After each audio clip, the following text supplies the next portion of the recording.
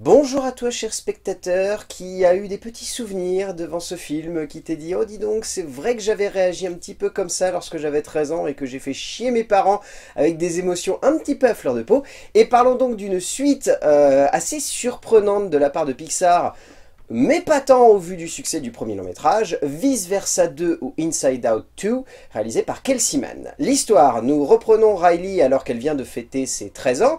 Elle a toujours ses petites émotions qui se battent un petit peu, quoique elles ont l'air de mieux s'entendre et elle a l'air de mieux gérer sa vie par rapport à ça. Et d'un seul coup, un matin, une alarme sonne et c'est le début de la puberté. Et je vais me limiter à ça pour le pitch, parce que vous allez le découvrir, il va se passer plein d'autres choses derrière. Et il est enfin de retour. Voilà. Mon cher Renan, comment vas-tu? Ça va très bien et toi? Bah écoute, je suis content de te revoir. J'ai l'impression que ça fait une éternité qu'on ne s'est pas vu. Ça fait depuis Wish. Ça fait 7 mois. Ouais. Ouf, Ouais, ouh, hein. ça fait mal. Ouh, ça fait mal.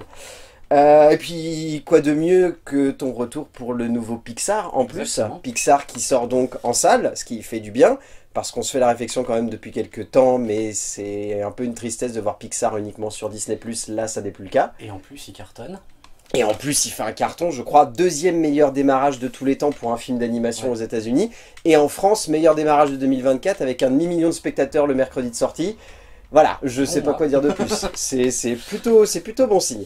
Ouais, du coup, j'avoue que moi, lorsque j'ai entendu parler de cette suite, je me suis demandé si c'était le projet le plus adéquat de la part de Pixar, au vu de la période dans laquelle ils étaient. Et après, je me suis dit, bah, finalement, c'est pas si déconnant.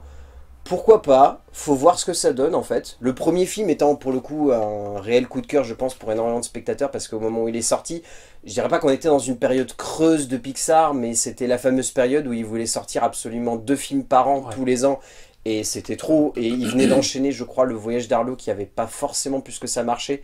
Ou alors ils s'apprêtaient à le sortir, je ne sais plus. Je crois que le Voyage d'Arlo c'était l'année d'avant, il me semble, et que Vice Versa est sorti en début d'année suivante. Ouais, c'est peut-être ça. Ou alors c'est la même année que Vice Versa, j'arrive plus à me souvenir. Je crois que c'est la même. C'est 2015, mais du coup je saurais Je pas crois que te- c'est la même année que Vice Versa, mais c'était, je crois, la fameuse première année où ils ont tenté 2 films Pixar dans la même année. Ouais. Et je crois qu'ils sortaient par contre de Monstre Academy. Et que c'est pour Oui, il ça me qu'on semble que s'était c'est ça, dit ouais. que à l'époque c'était pas foufou. Et donc du coup, Vice Versa a débarqué, et là pour le coup, ben voilà, c'est le carton qu'on connaît, c'est unanimement reconnu comme un chef-d'œuvre. Potentiellement même pour certains comme un classique, ce qui est tout à fait évident au vu des larmes qui ont coulé sur mon visage à la fin du premier. Et donc du coup, bah, ce deuxième long métrage, il arrive ainsi en se posant donc chez nous comme l'un des plus gros succès de tous les temps aux États-Unis pour un film d'animation, comme une suite qui a l'air de plaire énormément au public qui avait adoré le premier long métrage. Donc à partir de là, ça semblait plutôt positif, et c'est là que je me tourne vers toi, Renan. Qu'as-tu pensé de Vice Versa 2? Alors, je suis un peu conflictuel sur Vice Versa 2 dans le sens où le premier avait vraiment créé une surprise et justement il y avait cette partie-là cette partie-là de surprise qui le rendait vraiment particulier. Là, l'effet de surprise est plus là et du coup j'ai eu du mal en fait à la fin du film à me dire est-ce que j'ai préféré celui-là au premier, est-ce que voilà, j'étais un petit peu, j'arrive pas trop à me situer.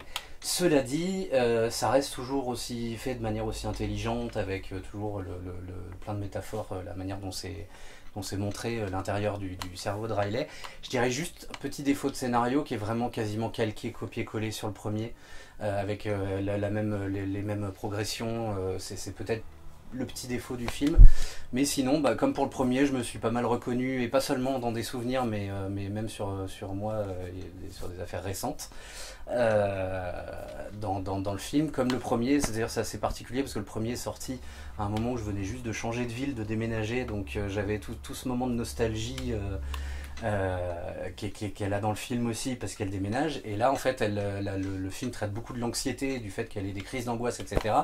Et je suis justement passé il y a pas longtemps par des crises d'anxiété et d'angoisse, etc. Et donc en fait c'est à chaque fois qu'ils sortent le prochain ils vont sortir un truc, ça va être pile au moment où il va m'arriver un truc, je sais pas, mais du coup en fait à chaque fois je me reconnais particulièrement dedans et je trouve que là pour le coup il y a notamment une scène avec qui met en scène une crise d'angoisse qui était vraiment bien foutue.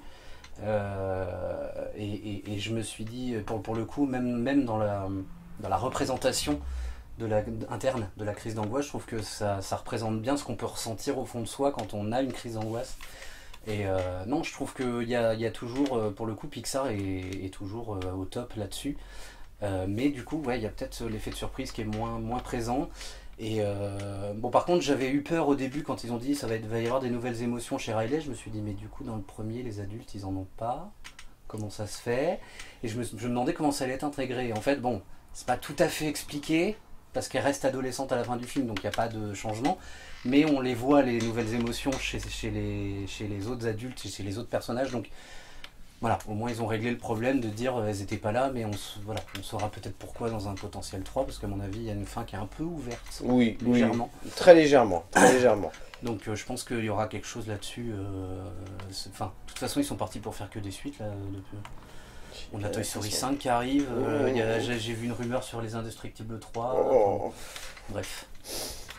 Ouais, non, je suis d'accord avec toi. En fait, c'est clair que l'effet de surprise n'est vraiment pas là, en fait, et peut handicaper clairement le visionnage de Vice Versa 2 lorsqu'on est adulte, hein, parce que quand on est enfant, oui, on est enfant, je pense que ça marche. Voilà, c'est ce que j'allais dire. Je pense foncièrement qu'on s'éclate lorsqu'on est gamin devant ce film, parce qu'il y a une vraie identification qui se fait, et je pense au-delà de ça, c'est en fait le grand avantage qu'a Vice Versa, c'est que vu qu'il est accroché à quelque chose de très palpable pour les enfants, c'est-à-dire l'identification de l'émotion à un petit personnage, ça fait que niveau compréhension de ce qui se passe à l'écran et surtout niveau ressenti, je pense que ça doit être génial pour un gamin de se dire qu'un film arrive à mettre des personnages sur un sentiment qu'on a du mal à pleinement identifier, surtout dans une période compliquée comme le début de l'adolescence ou le début de la puberté, où il se passe tellement de choses à l'intérieur qu'on peut un peu vriller, comme on voit Riley le faire d'ailleurs, mais c'est très très bien fait. Le parcours en termes de dramaturgie est bien foutu au niveau de Riley, on en parlera ensuite dans l'écriture au niveau des émotions, mais au niveau des émotions, comme tu disais,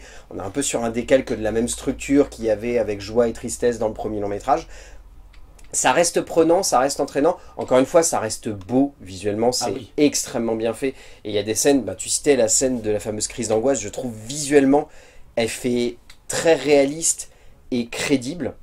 C'est-à-dire qu'il y a même un jeu d'objectifs, un jeu de flou, un jeu de mise au point qui est hyper intelligent et qui prouve que chez Pixar, ça n'est pas uniquement faire une belle esthétique et des graphismes qui ont vraiment quelque chose de très palpable, c'est aussi faire en sorte que le visuel, l'esthétique, le travail du graphisme accompagne finalement ce qui doit être démontré, ce qui prouve une nouvelle fois qu'ils sont extrêmement doués chez eux, de toute façon. Ouais. On sent en fait que dans la représentation justement de cette fameuse scène, on sent que c'est des gens qui l'ont vécu, qui ont voulu le représenter tel qu'ils l'ont ressenti. Et pour en avoir fait, c'est exactement ça. Il y a le champ de vision qui se réduit d'un coup, on voit plus rien autour de nous, les gens nous parlent, on les entend même plus. En fait, on est vraiment complètement focus sur le moment. Et en fait, dans le film, en fait, on a anxiété qui fait un tourbillon autour du truc. Et en fait, c'est exactement ça. C'est dans ton cerveau, il n'y a plus rien qui fonctionne et tu as l'impression que tu as le cerveau qui tourne en boucle et qui tourne en boucle. Et c'est pour le coup... Je me suis dit, j'ai jamais vu une crise d'angoisse aussi bien représentée à l'écran. Il y en a pourtant des crises d'angoisse dans plein de films qui sont très bien faites et tout, mais alors là je me suis dit waouh, c'est presque à un moment où tu regardes le film et tu te dis waouh, ça me rappelle les souvenirs. Mais non, c'était vraiment que ce soit en termes de mise en scène, de toute façon Pixar ils savent nous prendre aux tripes. Depuis toujours, je veux dire, même le voyage vers l'eau qu'on n'aime pas forcément, moi je sais que j'ai pleuré à la fin. Pareil, non mais moi le voyage vers l'eau ça fait partie des films que je considère vraiment comme des très bons Pixar, pas forcément hyper novateurs mais extrêmement bien exécutés et très très immersifs. Et Vice Versa 2 ne déroge pas à cette règle, c'est-à-dire qu'on pourra poser plein de défauts dessus, on pourra dire qu'il y a des similitudes avec le premier, on pourra dire qu'il y a l'effet de surprise en moins, mais factuellement, ça fonctionne quoi, ça fonctionne super bien. Moi ça m'a fait le même effet que sur Alerte Rouge. C'est-à-dire que je me suis dit en sortant, c'est pas un Pixar qui cherche à remodifier les codes du cinéma d'animation, quelque chose comme ça, mais vu que les deux en plus traitent un petit peu du même sujet, c'est-à-dire la crise adolescente ou le début de la puberté, j'ai vraiment fait un lien dans le sens où, je sais pas si c'est vraiment qu'ils se sont dit en interne, faut qu'on travaille cette thématique, c'est une thématique qui nous travaille, mais je me dis que ça se trouve en fait, c'est des jeunes réalisateurs qui viennent de débarquer chez Pixar, qui sont en train de traverser ça par le biais de leurs enfants, et qui ont envie de faire des films qui parlent à ces jeunes enfants qui sont en train de devenir des jeunes adultes et qui ont du mal peut-être à comprendre ce qui se passe à l'intérieur de leur corps, et que ça soit Alerte Rouge qui parle de ça d'un point de vue physique ou Vice Versa 2 qui parle de ça d'un point de vue émotionnel, c'est très intelligent de voir des auteurs se poser des questions que les enfants se posent naturellement mais auxquelles il est parfois difficile d'apporter une réponse claire. Donc, et pas que pour les enfants d'ailleurs. Et pas que pour les enfants d'ailleurs, clairement. Je te propose qu'on passe à l'écriture. Donc l'écriture, c'est Meg LaFauve, Dave Holstein ainsi que Kelsey Mann qui s'y colle. Des vieux de la vieille chez Pixar, hein, clairement.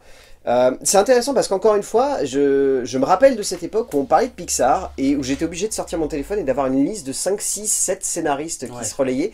J'ai l'impression que depuis quelques années, ils ont vraiment décidé de réduire le nombre de scénaristes qui travaillent sur leur récit.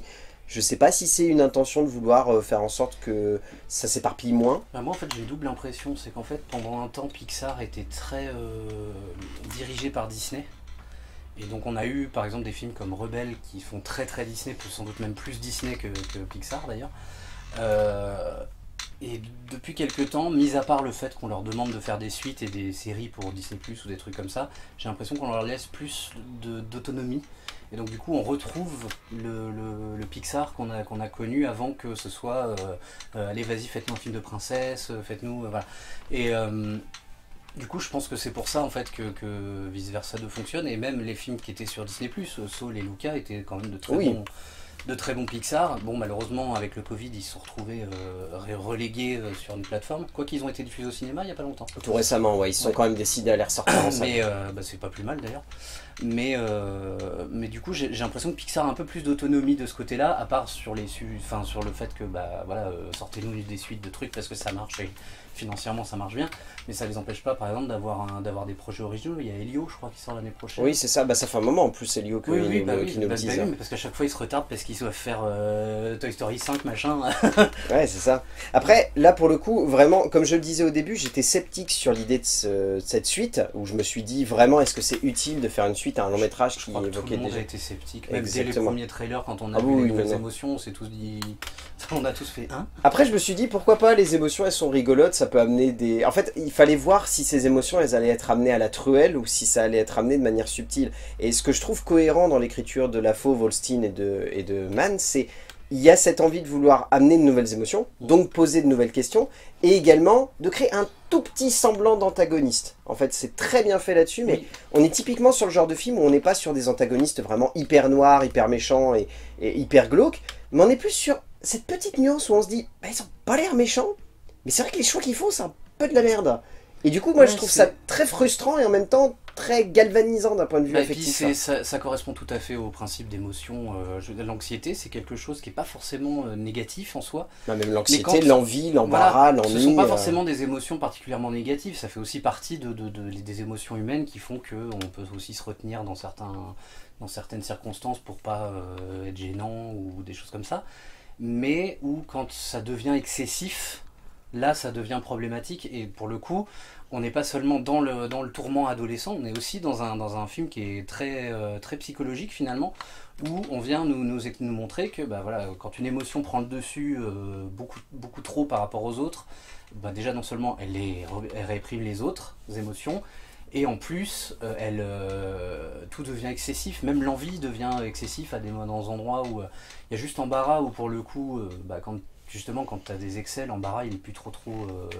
Bah, t'as tendance à ne pas faire attention à ton embarras. Voilà, et donc, du coup, en fait, j'ai trouvé que c'était vraiment... Je m'attendais, moi, franchement, quand j'ai vu les premiers trailers, je me suis dit, pourquoi ils foutent des nouvelles émotions? Ça a pété la cohérence avec le premier, tout ça.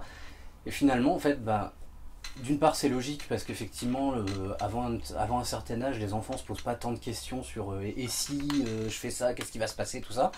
Il y a effectivement un âge où on commence à se poser trop de questions et où peut-être qu'on se laisse envahir un petit peu par ce genre de réflexion, et où là du coup ils ont représenté ça, mais pareil au travers de l'excès de ce...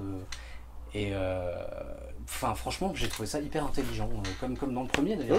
Ah, mais le premier était déjà très fort parce qu'il avait réussi à caractériser déjà 5 émotions qui étaient, je pense, complexes à mettre en place, mais ça l'avait très bien fait. Là, encore une fois, il y a ça. Encore une fois, on l'a évoqué, mais on va pas trop forcer dessus, mais c'est vrai que la forme de la dramaturgie fait vraiment copier-coller en fait sur le premier, puisqu'il y a ce côté vraiment, on prend des émotions, on les met de côté, elles se retrouvent à faire un voyage initiatique qui va leur permettre de comprendre quelque chose, ce voyage initiatique va être rompu au milieu et puis ensuite il va les permettre de revenir au quartier général, enfin voilà, Là-dessus, c'est pas du tout subtil, et c'est peut-être la maladresse globale, même si ce qui rend le truc un peu plus dynamique, c'est le fait que ça soit du coup 5 émotions qui se retrouvent à être répulsées, et pas 2 comme c'était le cas sur le premier. Ouais, mais par contre, le truc, c'est qu'il y en a vraiment qu'une qui apprend quelque chose, et c'est la même que dans le premier. Ouais, c'est ça. Bah, c'est le plus grand défaut qu'a le film, en fait, c'est d'avoir malheureusement cette idée de reprendre Joie comme étant personnage central, et c'est tout. De ne pas se dire justement que ça serait bien que le dégoût, la colère, la peur, la tristesse et la joie apprennent chacun quelque chose et arrivent à avancer. Pour moi, justement, je pense que j'aurais pu penser que peur aurait eu un rôle plus important dans la mesure où il y a anxiété à côté, c'est des émotions qui sont assez plutôt complémentaires, enfin même qui se rejoignent, enfin même pas complémentaires, elles se superposent. Et du coup... c'est vrai que moi j'aurais vu peut-être peur avoir un rôle plus important, notamment peut-être parce que justement quand tu as de l'anxiété, il y a des peurs qui te viennent et qui t'assaillent, voilà, des nouvelles peurs aussi, et donc tu as en fait comment expliquer ça, ça te submerge aussi, et je pense qu'effectivement ça aurait pu être intéressant par exemple que peur finisse par être un antagoniste. Et du coup qu'on ait un jeu comme ça, je sais pas, il y aurait eu sûrement moyen de faire quelque chose avec ça. Là on suppute en fait, mais pour moi de manière globale ce qu'on peut résumer c'est qu'ils n'ont pas voulu prendre trop de risques en termes d'écriture, ils sont reposés sur une structure qui avait fonctionné sur le premier et ils se sont dit ça va fonctionner sur le deuxième, et du coup ça fait qu'il n'y a pas de surprise, il n'y a pas d'étonnement. On est tout de même satisfait, comme on l'a déjà bien évoqué au niveau de l'écriture, parce que tu as tout de même des thématiques qui sont extrêmement profondes, tu as des réflexions qui sont extrêmement justes, tu as des rapports avec les émotions qui sont crédibles et qui sont palpables et qui sont surtout très accrochés à quelque chose de factuel et vraiment de représentatif de ce qui se passe chez beaucoup de jeunes. Donc ce qui est paradoxal, c'est que la régularité et la facilité qu'ils ont choisie devient finalement une efficacité d'écriture et une logique de composition qui fait que tu te retrouves devant le film en te disant je connais déjà ce parcours, mais je l'apprécie parce que, encore une fois, il est cohérent, il est pragmatique, et il réussit à toucher quelque chose que je connais. C'est ça. Et du coup, il faut espérer qu'ils ne refassent pas, s'ils font un 3, qu'ils ne refassent pas la même structure et Ah bah ça c'est clair. Voilà. En termes de mise en scène, Kelsey Mann propose un travail visuel qui, je trouve, est vraiment dans la pure mouvance que ce qu'avaient fait les deux réalisateurs du premier. On sent que l'objectif est tout aussi bien de rester dans la même logique d'univers, d'avoir ce petit côté très... Je saurais pas dire, mais ces émotions, elles ont une texture et un truc particulier au niveau esthétique qui fait que elles ont l'air toutes douces. Et en même temps, tu sens qu'elles sont un peu à fleur de peau et que si jamais tu les touches trop, elles peuvent s'éparpiller. En fait, c'est très bien fait d'un point de vue visuel. Et je sais qu'à l'époque, j'avais pas réussi à toucher du doigt en fait ce qui me marquait dedans. Mais en fait, c'est vraiment ce côté très palpable et très à fleur de peau qui fait que voilà, vous avez ces petits flocons qui semblent se barrer régulièrement des personnages. Et c'est très très bien fait. Qui sont d'ailleurs beaucoup mieux visibles dans celui-ci que dans le premier. C'est ça. On avait l'impression dans le premier que c'était juste des figurines en fait, que c'était des petites figurines. Ouais, un peu des figurines. On voyait quand même quand tu regardes le film en 4K, tu vois bien que mais là ça a été le mouvement des particules justement, parce que c'est ce que c'est, le mouvement des particules sur les personnages est beaucoup plus notable dans celui-ci, et on sent qu'il y a beaucoup plus de détails aussi, mais ça on le voit à chaque fois. De toute façon Pixar, comme tout le monde en fait, ils évoluent techniquement, ça c'est logique. Ah mais c'est impressionnant, enfin au fur et à mesure. C'est vrai qu'on commence à atteindre des niveaux où on se dit mais ils vont aller jusqu'où quoi. Et puis ce qui est intéressant, c'est que vu que Pixar de leur côté, ils ont une esthétique tellement marquée et un rapport au graphisme et à l'image qui est vraiment bien appuyé et qui leur appartient vraiment, que c'est vrai que par rapport à Disney, enfin je fais le comparatif avec Wish parce que c'était le dernier qu'on avait vu, mais Wish avait cette envie de vouloir jouer sur plusieurs tableaux, d'avoir une espèce d'esthétique fausse 2D et en même temps de jouer sur de la 3D, d'avoir ce côté, on rend hommage à tout un pan de la création du studio et en même temps on reste dans quelque chose d'ancré dans notre époque. C'est vrai que là pour le coup, revoir un Disney/Pixar qui propose encore une fois quelque chose de marqué, de visuellement bien concret là, et qui a son identité propre, moi ça m'a vraiment fait du bien parce que je me suis dit je revois du vrai Pixar quoi. Je revois du Pixar comme j'ai pu le voir sur Luca, sur Soul, sur Alerte Rouge. Enfin c'est quelque chose moi qui me touche parce que vraiment Pixar c'est un studio qui je trouve a une marque de fabrique et une logique esthétique qui donne un cachet en fait à ses films. C'est ça. Et fait que vraiment, quand tu vois un Pixar, tu sais instantanément que c'est un Pixar. Tout comme quand tu vois un Ghibli, tu sais que c'est un Ghibli. C'est ce qui fait la force en fait des grands studios d'animation. Et encore une fois, c'est parfois presque dommage de voir ces studios-là un petit peu se réfréner, ou en tout cas avoir peur de proposer quelque chose de plus neuf. Et encore une fois, moi je reste sur le fait que Raya à côté, c'est un des rares Disney où je me suis dit, ah tiens, on dirait qu'il y a des gars de Pixar qui ont bossé dessus. Ouais, en fait, je dirais pas que Pixar a peur de prendre des risques, je pense que pour le coup, c'est plutôt Disney qui chapeaute et qui... Ça, c'est un grand débat, Mais mais oui, c'est après, bien on possible. peut comprendre, hein, Disney ces derniers temps, ils se sont pris tellement bah, déjà des critiques sur les réseaux sociaux, mais surtout des flops assez énormes. Donc bah ils se rendent compte que ce qui marche mieux c'est les suites et les remakes, bon bah ils continuent, enfin je veux dire c'est logique. Enfin, moi, Ce qui est un peu dommage, je sais parce que c'est vrai que... si j'étais businessman et que je me dis bon bah qu'est-ce qui me rapporte le plus, bah je vais continuer à faire ce qui me rapporte quoi. C'est ça. C'est logique et c'est pas nouveau, hein, ça fait déjà en 2015 on avait le problème, hein, il y avait commencé déjà à y avoir des films originaux qui se plantaient au box-office alors que les remakes ou les suites ils cartonnaient.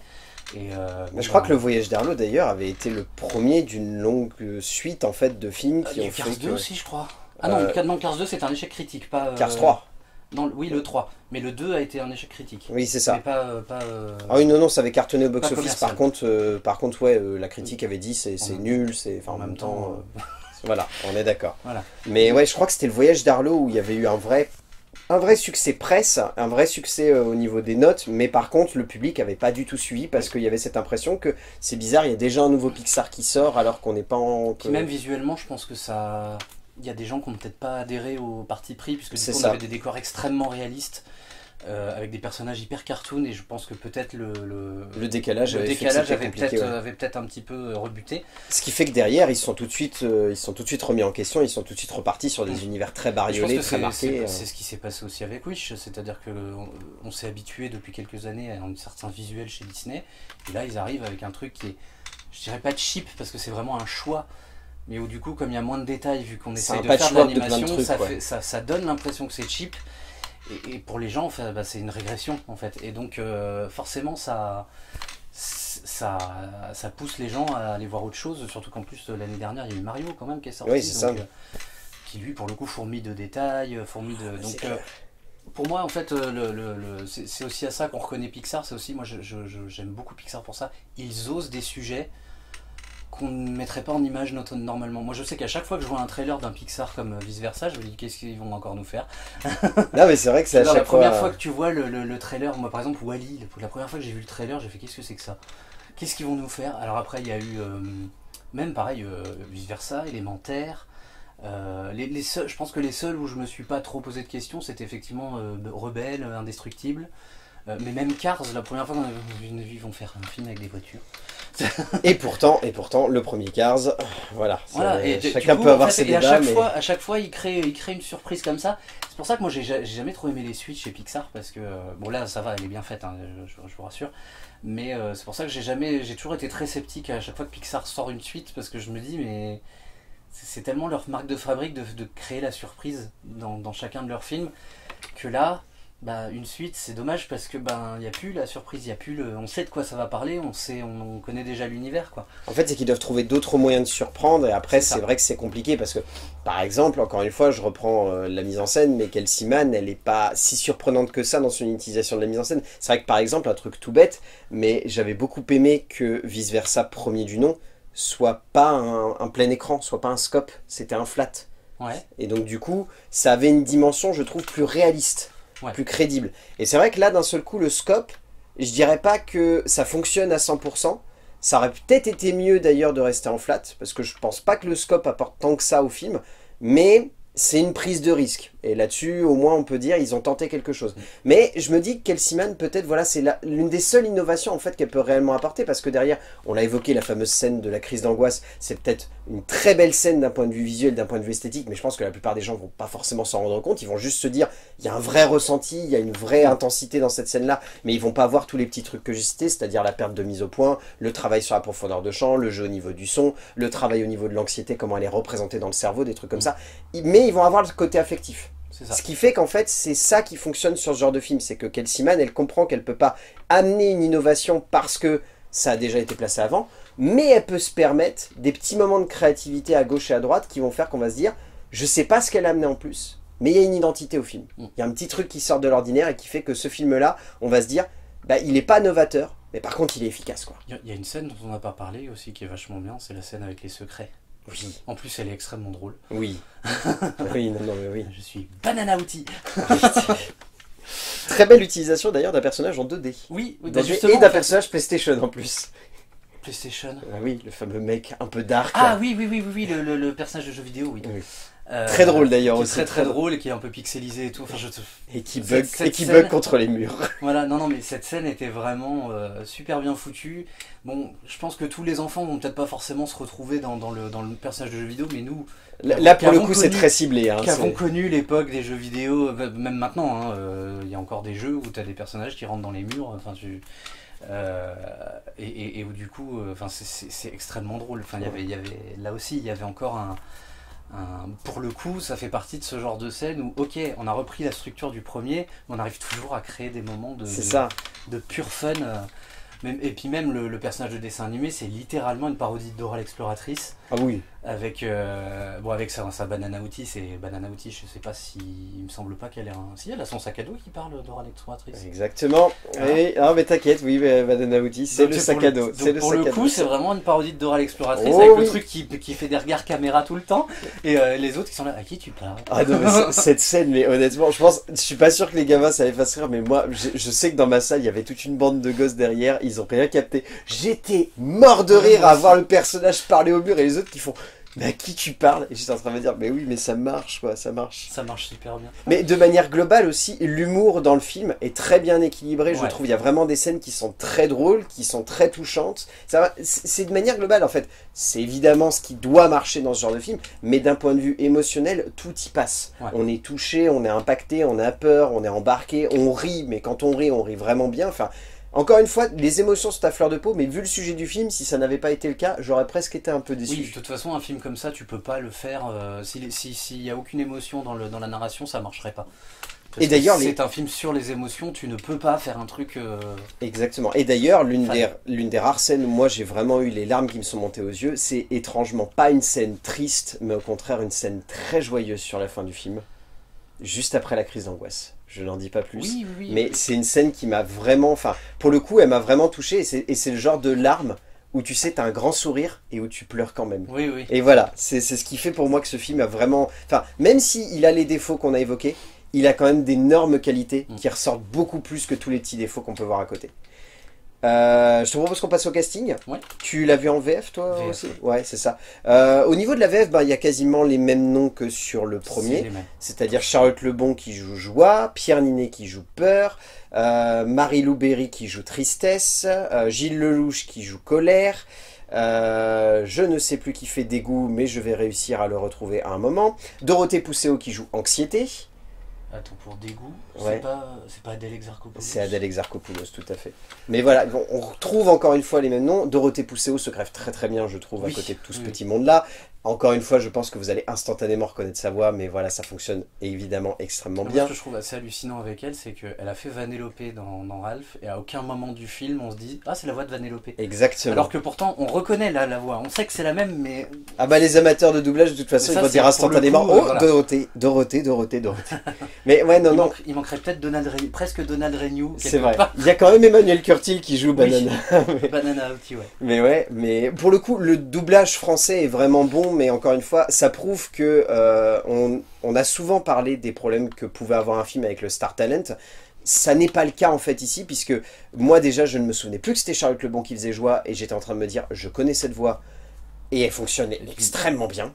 Même si c'est du Star Talent, ça reste des comédiens. Ouais, c'est ça. Ils n'ont pas été prendre un youtubeur, coucou Ratchet et Clank. Il reviendra toujours celui-là, il reviendra toujours. Mais en même temps, ça gâche. Le doublage de Ratchet et Clank, c'est une catastrophe. Oh oui, mais t'inquiète, même lui, il en a conscience. Oui. C'est l'avantage. Mais il n'y a pas que Ratchet et Clank. Je crois qu'il y a eu Bob l'éponge aussi, où ils ont utilisé des. Bref, c'est des Star Talent. Je pourrais parler aussi de Sonic. Oui. Malik Bentala, oui. Là, on est vraiment sur des comédiens qui sont usés à l'exercice du jeu, mais pas forcément que du jeu humoristique. Ça, on les a tous vus dans plusieurs registres, et où du coup, même si là c'est que leur voix qui qui est utilisé, ils savent le faire. Et Gilles Lelouch d'ailleurs, c'est pas la première fois qu'il double un dessin animé, je crois. Oh non, non, non. Bah, il avait déjà fait le premier, déjà, Ouais. et puis je crois qu'il en a fait un autre, mais tout comme Pierre Ninet, Marie-Lou Berry, elle joue qui dans ce film-là? C'est justement ce que C'est j'étais en- Tristesse. C'est Tristesse, c'est ça, j'avais un doute. Mais, et d'ailleurs, Gilles Lelouch, pour info, il va faire Obélix dans la série Astérix. Oh, bah ça, c'est plutôt Mais justifié. en animation. Ouais. Et Marie-Lou Berry, enfin encore une fois, moi c'est ce qui m'a marqué, c'est que lorsque j'ai vu les noms des filles au générique, je me souvenais qu'il y avait Gilles Lelouch et qu'il y avait Pierre Ninet, j'avais complètement oublié les autres en fait. Ouais. Et même Gilles Lelouch et Pierre Ninet, c'est vrai que je me suis fait la réflexion, ils se fondent vraiment dans la peau des personnages. Colère, Gilles Lelouch, il interprète vraiment à la perfection, t'as presque l'impression que c'est naturel, ce qui me pose des questions potentiellement sur la personnalité de Gilles Lelouch. Pierre Ninet, il est d'une efficacité mais absolument folle, mais je pense que vraiment lui, il doit être en train de jubiler derrière sa barre de jeu pour le perso. Charlotte Lebon, enfin, elle interprète une joie. Moi, c'est un truc que je trouve fou, parce que j'avais vu le premier vice-versa en version originale, et lui, je l'ai vu en VF. Et c'est Amy Poehler qui joue Joie dans la version originale. Ouais. Elles ont le même timbre de voix, Charlotte Lebon et Amy Poehler. Bah, de toute C'est façon, c'est une marque de impressionnant. fabrique de chez Disney, là, pour le coup, parce que c'est Disney qui gère tous les doublages de ces films, où généralement, ils font un effort absolument monstrueux pour essayer de trouver des acteurs, y compris en Star Talent, dont les voix sont Match très vraiment. proches de la version originale. Le but, en fait, pour Disney, c'est que tout le monde, dans le monde entier, que tous les spectateurs aient une expérience similaire. Et ça se voit, hein, maintenant ils publient même quand il y a des chansons, par exemple, ils publient les chansons en Des multilingue avec comparatifs, ouais. plusieurs. Et des fois, bah, tu comprends pas, le truc change et t'as pas l'impression que la voix a changé. Et c'est vraiment. Non, non, pour le coup, de toute façon, moi c'est un truc que j'ai toujours dit. Disney, en termes de VF, je crois que c'est peut-être les meilleurs VF de films d'animation qui soient. Ouais. Et en plus, bah, nous, on est en France, Cocorico, on a sans doute les meilleurs doublages du On a monde. parmi les meilleurs doubleurs du monde, même je Et pense donc, les meilleurs doubleurs du monde. Hein, vu, Et donc, bah, tu mets Disney qui choisit extrêmement bien ses doubleurs et les doubleurs les meilleurs français. doubleurs du monde. Voilà, et on a vraiment, mais je dirais pas que les meilleurs doubleurs, parce qu'il faut penser aussi aux directeurs artistiques. Les directeurs artistiques, les studios de doublage. Ouais, ouais, enfin, parce que bon bah là par exemple c'est pas des doubleurs à l'origine. Non, À c'est part des acteurs. Dorothée Pousseau bien sûr.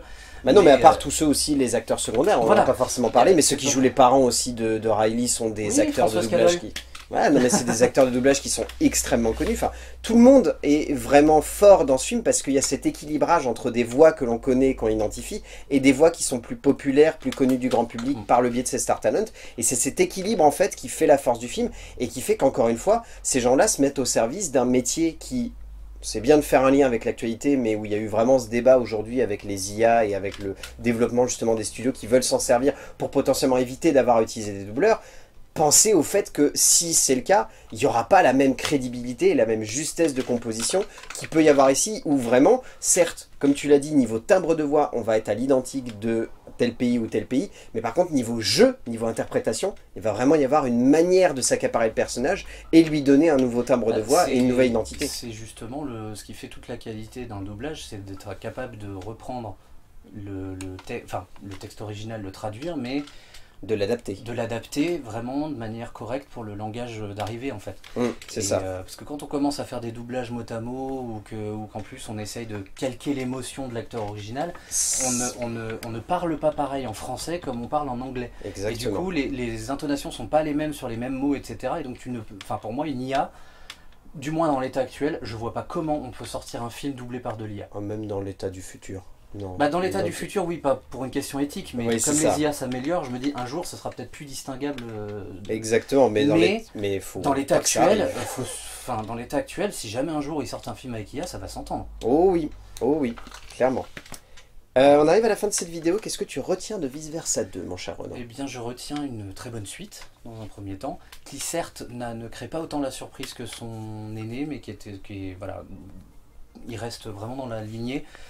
C'est pas les mêmes scénaristes, c'est pas le même réalisateur, et pourtant, on a l'impression qu'on est vraiment sur les mêmes personnes. Et non, ça fonctionne très très bien. Il y a des moments extrêmement drôles, d'ailleurs sans doute même plus que dans le premier. Oui. Et ouais, ça marche très bien et je suis très content que ça cartonne aussi. Ça fait du bien pour le studio. Ouais. Non, je t'appuie totalement. C'est vrai qu'on peut enlever l'effet de surprise et la sensation que la dramaturgie est un peu trop calquée sur le premier. Passer ces éléments-là, parce que je pense que la majorité des gens va quand même passer ces éléments-là, c'est drôle, c'est divertissant, c'est entraînant, c'est touchant, c'est psychologique dans le sens où ça aborde vraiment des choses qui sont concrètes. J'aimerais bien avoir l'avis d'un psychologue d'ailleurs là-dessus, parce qu'à mon avis, je pense qu'il doit y avoir beaucoup de choses très intéressantes. Mais ouais, non, vraiment, c'est le genre de film qui arrive à aborder des choses que les enfants traversent et qu'il fait avec le côté divertissant et en même temps le côté pragmatique de se dire ça doit avoir une vraie démarche affective qui doit toucher les gens qui constatent ça et qui comprennent aussi potentiellement qu'ils traversent quelque chose. Donc ça c'est une très bonne chose encore une fois. C'est vrai qu'il y a peu de Pixar qui peuvent se vanter de réussir à aborder de manière aussi palpable et concrète un sujet qui traverse le tout un chacun et c'est très bien fait. Le doublage est extra, enfin voilà.